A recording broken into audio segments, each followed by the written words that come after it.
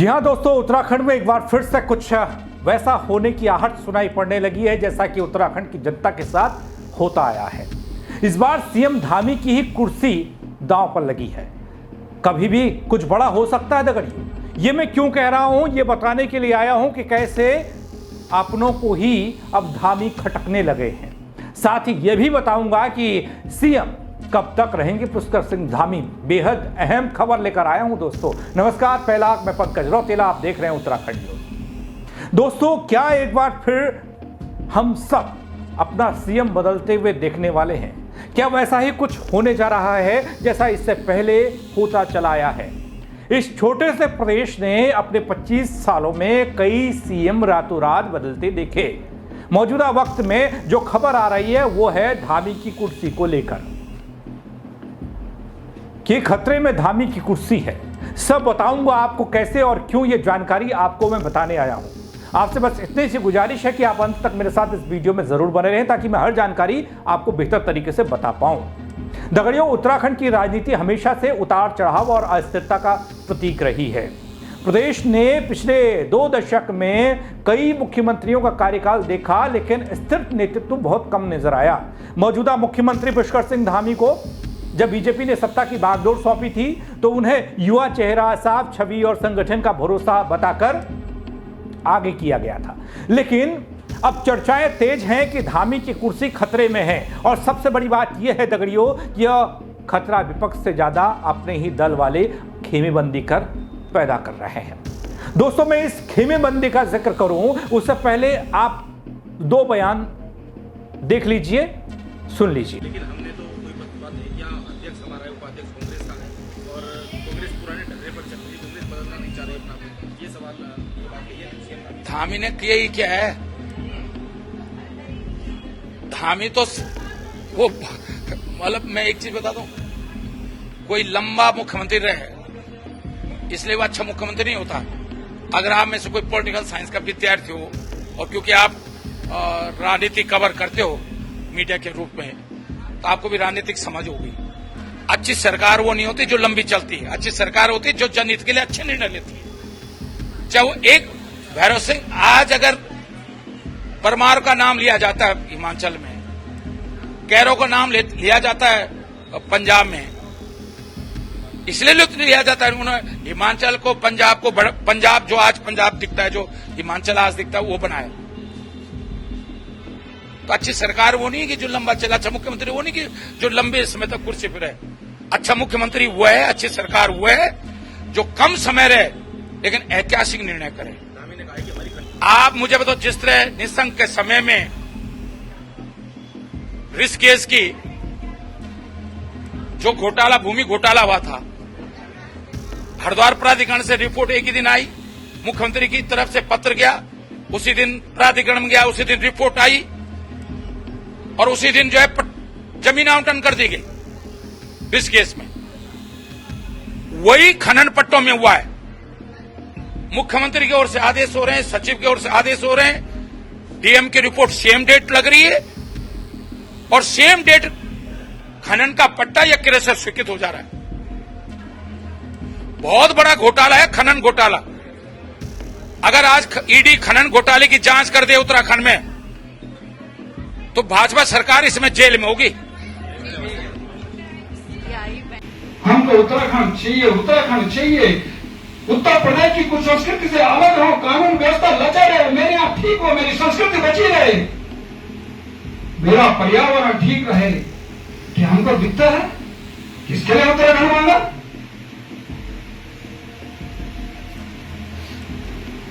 उस समय हमने द्रव्य उठा करके माता बहनों ने, चिंता न करते हुए कर्मचारियों ने अपनी सर्विस को देखते हुए सड़कों पर चले आए, उतर आए। नौजवान पढ़ाई की चिंता न करते हुए सड़कों पर चला आए। कोदा झमोरा खाएंगे, उत्तराखंड बनाएंगे। झोली लेकर आया, ट्रक भर के ले गया। लेकिन मित्रों, आज कोदा झमोरा भूल गए। उत्तराखंड जब से बना तब से बड़े बड़े यहाँ पे तो नहीं लगाए तुमने काजू, किशमिश और बादाम, भूल गए। ये बढ़िया बातें, बढ़िया चावल, बढ़िया ये सब चीजें काजू किशमिश बादाम। क्या ये उत्तराखंड का सपना था क्या? इसीलिए बनाना था क्या?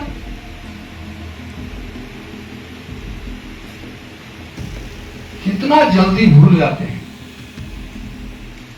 कितने नौजवान हताहत हो गए, माता बहनों की कोटे छूनी हो गई। कोई इंजीनियर है, कोई जेई है, सचिवालय के अंदर भी बैठा हुआ अनुभाग अधिकारी है। मैं जानता हूं उत्तर प्रदेश में क्या थे, हम इंक्रीमेंट लेकर के क्या बनने। ये कौन है? आज भी कहोगे तो झोली लेकर आए, ट्रक भर के लेके चला गया, पेट भरने वाला आदमी यही का। काजू किशमिश बादाम छोड़ा खाने वाला भी यही का। किसको कहोगे आज? तब तो बड़ा सरल था कहना। आज जो काम लखनऊ के अंदर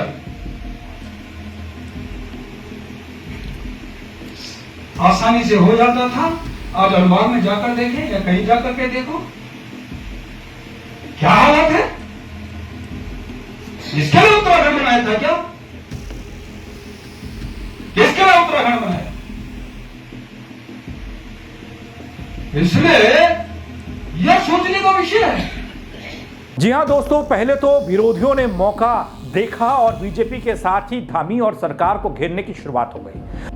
अब विपक्ष के आरोपों को तो बीजेपी ने यूं ही किनारा कर दिया, लेकिन अब बीजेपी के वरिष्ठ नेता प्रदेश के पूर्व मुख्यमंत्री तीरथ सिंह रावत ने तंजिया लहजे में जो कहा वो ये बताने के लिए काफी था कि इसके कार्ड बीजेपी को खोजने में पसीने छूटने वाले हैं। खैर, इस पर आगे बात करूंगा। इतना भर नहीं है दगड़ियों, सिर्फ एक तीरथ सिंह रावत नहीं है, और भी कई बीजेपी के नेता हैं जो धामी की कुर्सी की टांगों पर जोर लगा रहे हैं।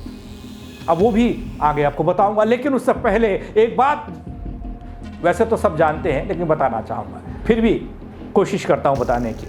चुनाव से ठीक पहले धामी क्यों बीजेपी की आंखों की किरकिरी बन रहे हैं, उन नेताओं की आंखों की किरकिरी बन रहे हैं, उसे समझिए। मतलब कुछ नेताओं की आंखों की किरकिरी नहीं, कुछ वरिष्ठ नेताओं की आंखों की किरकिरी, उनको खटक रहे हैं। दगड़ियों, बीजेपी में धामी को शुरू से ही जिस तरीके से प्रोजेक्ट किया गया और देखा गया वो ये था कि केंद्र का चुनाव है धामी, मतलब केंद्र ने चुनकर धामी को मुख्यमंत्री बना दिया। उन्हें संगठन और केंद्रीय नेतृत्व का भरोसा तो मिला, लेकिन राज्य के कई वरिष्ठ नेता खुद को पीछे छूटता हुआ महसूस करने लगे। यही वजह है कि आज पार्टी के भीतर ही असंतोष की सरगर्मी है दगड़ियों, जो अब धीरे धीरे ही सही पर खुलकर सामने आने लगी है। साथ ही दगड़ियों, माना यह जा रहा है कि कुछ बड़े नेता धामी की बढ़ती पकड़ और उनकी यंग ब्रांडिंग से असहज हैं। वैसे मैं क्यों ये बात कह रहा हूं? धामी सीएम नहीं रहने वाले हैं, इसकी एक नहीं कई वजह है। जिस तीरथ सिंह रावत ने बयान दिया वो वरिष्ठ नेताओं में से एक हैं जो धामी के खिलाफ लॉबिंग करने में जुटे हैं, ऐसी खबर है। वरिष्ठ नेताओं की अनदेखी, जी हां दगड़ियों, लंबे समय से राजनीति में सक्रिय दिग्गज नेताओं को लगता है कि धामी के रहते उनकी अहमियत कम हो गई है। अब आपने धामी जब से मुख्यमंत्री बने हैं तब से किसी पूर्व मुख्यमंत्री को सक्रिय देखा है, अपने अगल बगल देखा है, या उत्तराखंड की सियासत में उसकी सक्रियता देखी है? नहीं देखी होगी। वो इसीलिए था क्योंकि धामी कुर्सी पर बैठे थे। धामी ने कई बड़े फैसले लिए जिनमें स्थानीय नेताओं से ज्यादा परामर्श नहीं किया गया या प्रदेश के नेताओं से ज्यादा परामर्श नहीं हुआ, ये बात निकल कर बाहर आई। एक और कारण, युवाओं पर फोकस। धामी लगातार युवाओं पर फोकस कर रहा है, अपनी पार्टी में भी। सीएम ने युवा वर्ग और रोजगार पर जोर दिया, लेकिन उससे नुकसान भी हुआ। पुराने राजनीतिक समीकरणों को साधने में असफल रहे, ऐसा लगा, असर पड़ा उन पर। एक और बड़ा कारण यह भी है दगड़ियों, प्रदेश के कई बीजेपी नेताओं को यह सब नागवार गुजरता है केंद्रीय नेतृत्व की नजदीकी। धामी जो है ना, सीधे फोन दिल्ली करते हैं, सीधे फोन का दिल्ली होता है, रायशुमारी वहां से होती है। धामी का सबसे बड़ा बल यही है और सबसे बड़ी कमजोरी भी यही है। विरोध भी तभी हो रहा है, कारण भी यही विरोध का है। अब मैं क्यों सीएम धामी की कुर्सी को बार बार सामने ला रहा हूं और खतरे में बता रहा हूं, बल ये समझाने की कोशिश मैं आपको कर रहा हूं। प्रदेश में हाल के महीनों में हुए घटनाक्रम को जरा देखिए, जैसे नियुक्तियों को लेकर विवाद, कुछ योजनाओं की धीमी गति और भ्रष्टाचार को लेकर उठते सवाल। सवालों ने विपक्ष के साथ साथ अपनों को भी मौका दे दिया। बीजेपी के भीतर यह भावना एक तरह से पनप रही है, यदि अगले चुनाव में पार्टी को मजबूत स्थिति में रखना है तो नेतृत्व परिवर्तन किया जा सकता है। हालांकि यह भी सच है कि धामी फिलहाल बीजेपी के सबसे बड़े फेस हैं प्रदेश में। युवा नेता और साफ छवि उन्हें जनता से जोड़ती भी है। केंद्रीय नेतृत्व का पूरा समर्थन उनके पास है। विपक्ष की कमजोरी भी उनकी ढाल बनी हुई है। दगड़ियों, धामी के सामने सबसे बड़ी चुनौती अपने ही घर को संभालने की है। यदि वो असंतुष्ट नेताओं को साधने में कामयाब रहते हैं तो उनकी कुर्सी फिलहाल सुरक्षित है, मान लीजिए, लेकिन यदि भीतर घात बढ़ा तो उत्तराखंड फिर से नेतृत्व परिवर्तन का गवाह बन सकता है, जो इससे पहले कई बार हुआ है। बीजेपी ने सबसे ज्यादा बार प्रदेश में किया है। वैसे भी दगड़ियों, उत्तराखंड की राजनीति का इतिहास गवाह है, जिसका जिक्र मैं बार बार कर रहा हूं। मुख्यमंत्री की कुर्सी कभी भी स्थिर नहीं रही। पुष्कर सिंह धामी इस परंपरा को तोड़ने की कोशिश कर रहे हैं दगड़ियों, लेकिन अब उनके लिए असली चुनौती विपक्ष नहीं बल्कि अपनों का संतोष हो रहने वाला है।